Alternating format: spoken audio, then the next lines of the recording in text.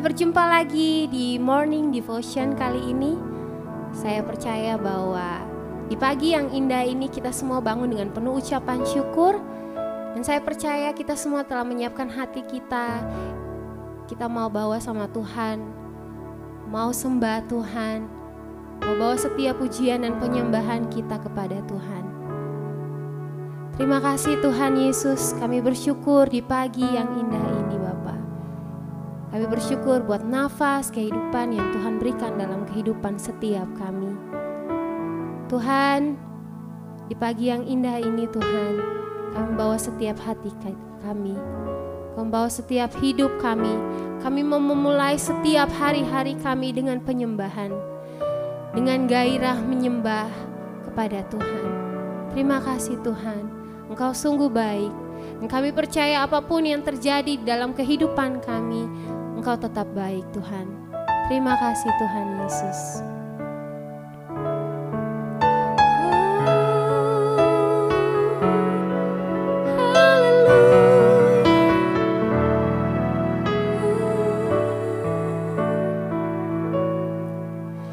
Apapun yang terjadi di dalam hidupku, selalu ku berkata, Tuhan Yesus baik.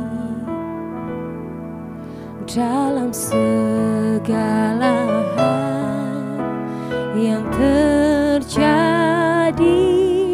tetap ku berkata, Tuhan Yesus baik.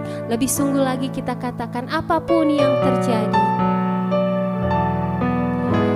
Apapun yang terjadi di dalam hidupku, selalu ku berkata, Tuhan Yesus baik.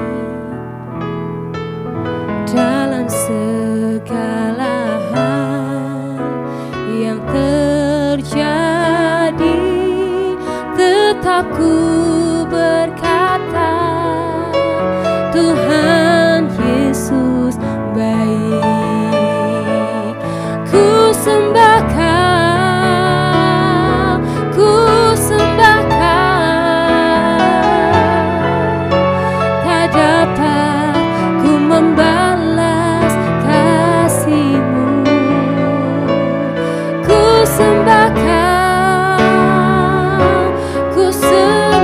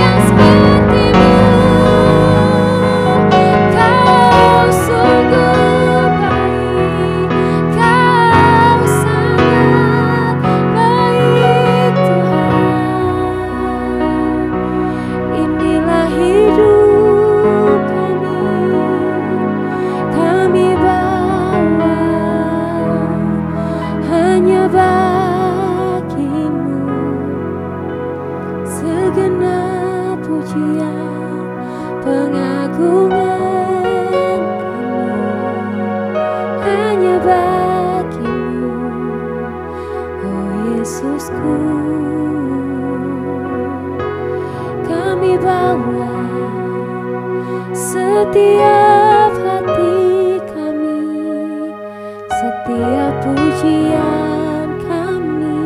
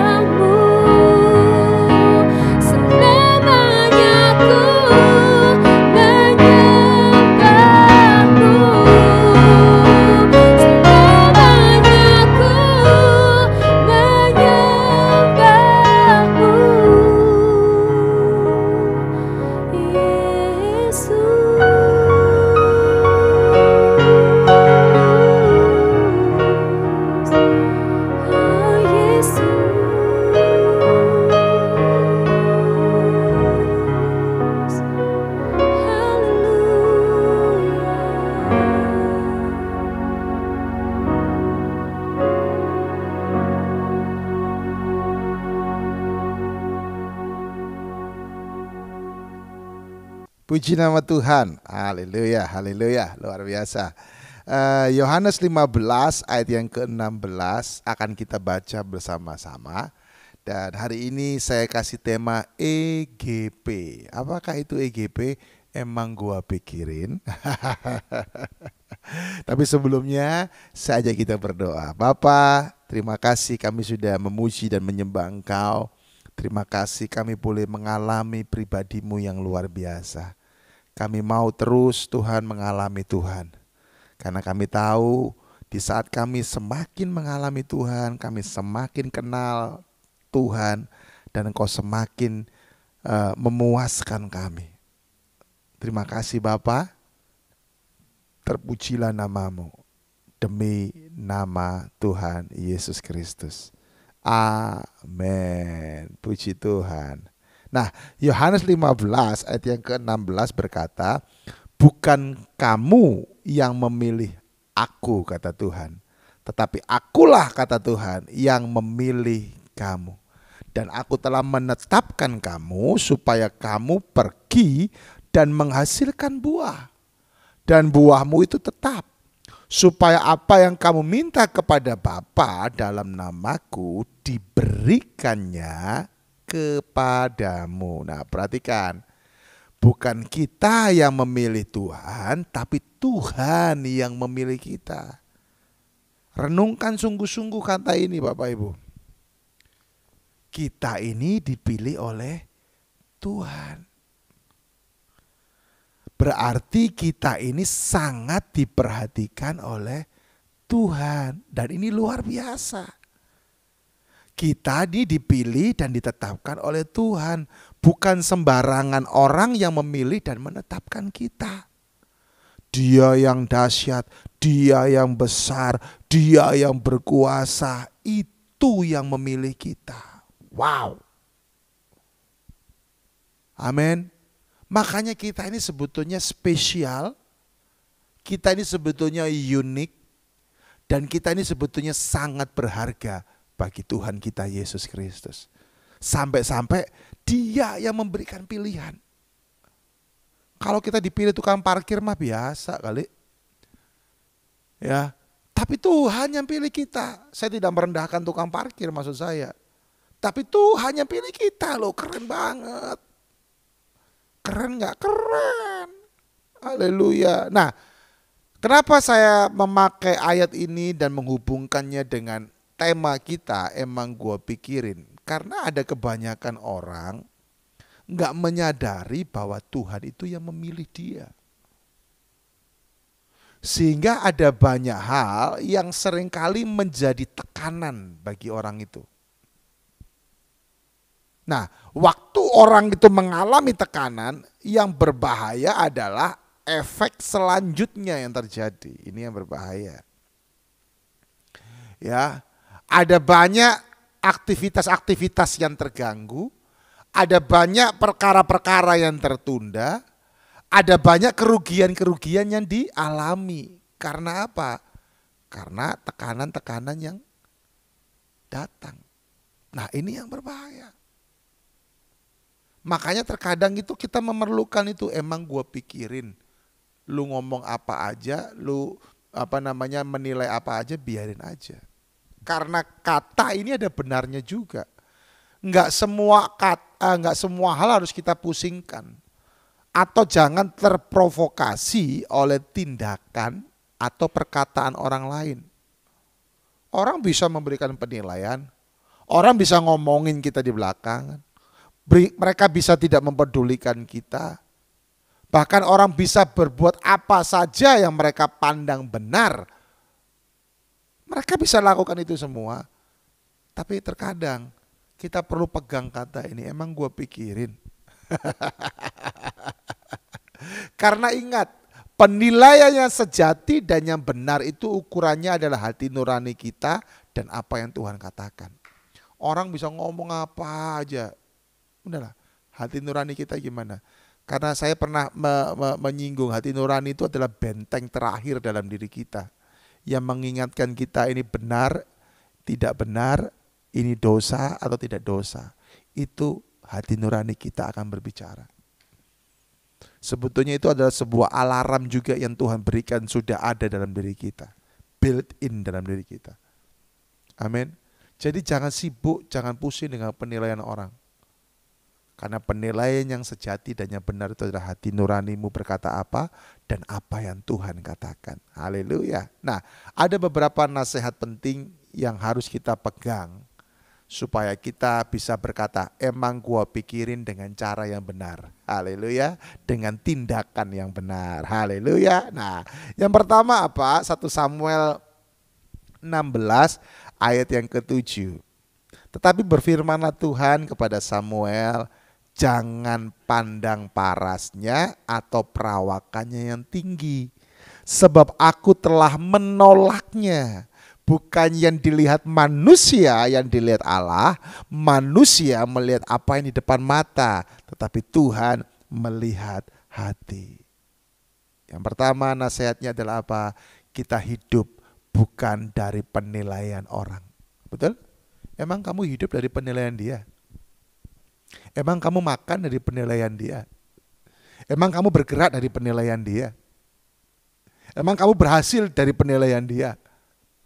Enggak kan? Ngapain pusing? Tapi Pak, omongannya itu loh Pak, udah EGP, emang gue pikirin gitu aja. Karena capek lah kali. Ya, orang dia nggak kasih makan kita, dia nggak peduli sama kita, ngapain kita peduli sama dia? Dalam pengertian kita pusing dengan omongannya dia, nggak usah. EGP emang gue pikirin, gitu aja. Kita hidup bukan dari penilaian orang, sama seperti ketika Daud dipilih. Manusia melihat yang ada di depan mata mereka, tapi Tuhan melihat hati. Amin. Ya. Mereka bisa menilai kita apa aja, tapi ingat, Tuhan melihat hati kita. Haleluya. Yes. Ini penting jemaat. Ayo. Kalau engkau yang selama ini termakan sama omongan orang, sehingga itu mempengaruhi engkau. Engkau merasa aduh pusing dah, aduh habis deh, aduh. Bangkitlah. Dan katakan EGP emang gue pikirin. Tuhan melihat hatiku. Amin. Yes.